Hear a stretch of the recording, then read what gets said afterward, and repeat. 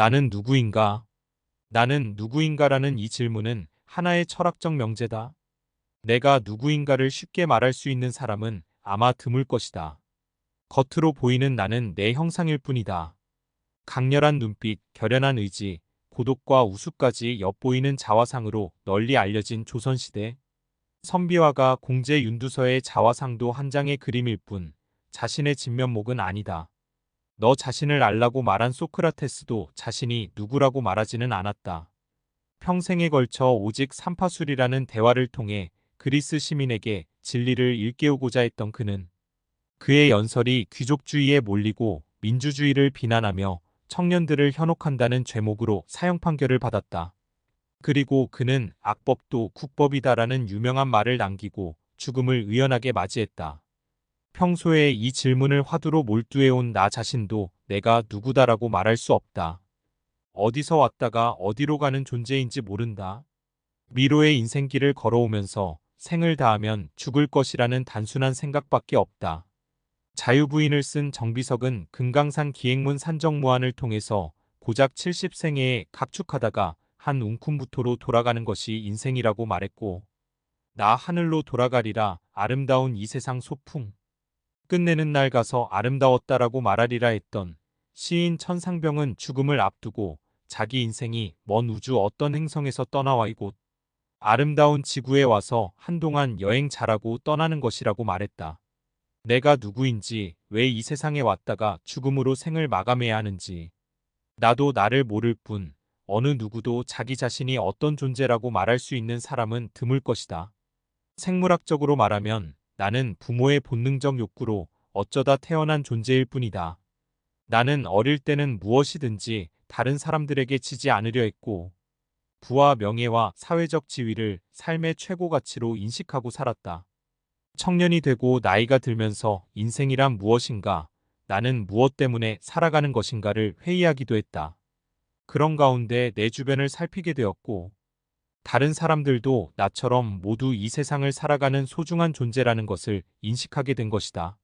미국의 사회학자 찰스 쿨리 찰즈 H.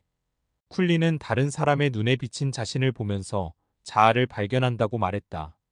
그의 주장대로라면 자기와 상호작용을 하는 모든 사람들이 자아를 알게 하는 거울이므로 사람들과의 관계 속에서 자기를 성찰하고 원만한 인간관계를 유지하며 세상을 아름답게 살아가려고 노력한다고 말한다. 그런 사람이야말로 자기 자신이 누구인지 알 수 있는 사람이라고 생각한다. 나는 누구인가라는 이 철학적 명제는 우연한 기회에 나에게 과제로 부여되었다. 합천문협에는 수필을 쓰는 사람은 이동실 회원과 나단 두 사람뿐이다. 합천문협이 수필분과 활성화를 위해 고심하고 있던 중 이동실 선생님이 경남대학교 백남호 교수를 초빙하여 지난 4월 3일부터 문학으로 아름다운 인연이라는 주제로 강의를 시작하였다. 강의실이 없어서 음식점 한쪽의 방을 빌려 첫 강의를 했는데, 이 자리에는 문학의 불모지였던 시절의 합천의 문학의 여명을 밝히는데 선봉에 섰던 분과 전직 교육장, 전 합천군 기획실장, 합천군 여성사회단체장을 역임한 분, 현직 공무원과 농협직원 등 이 지역에서 내노라 하는 분들을 포함해 20여 명이 참석했다. 10여 명 안쪽으로 인원이 구성될 것이라는 짐작으로 교재를 준비하지 못한 백 교수는 기대밖에 많은 수강생들을 만나게 된 것이다. 그래서인지 그의 강의는 열정적이었다. 다음은 첫날 강의 내용이다.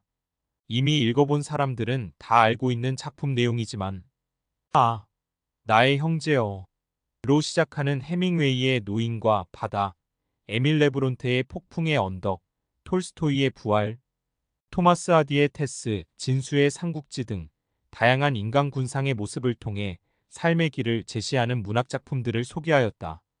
조정래의 태백산맥은 분당과 한국전쟁의 고통의 양상을 구체적으로 드러내고, 열정적이고 치열한 인생론을 담은 명사들의 에세이집에서는 새로운 삶의 해법을 얻을 수 있는 것들도 소개되었다.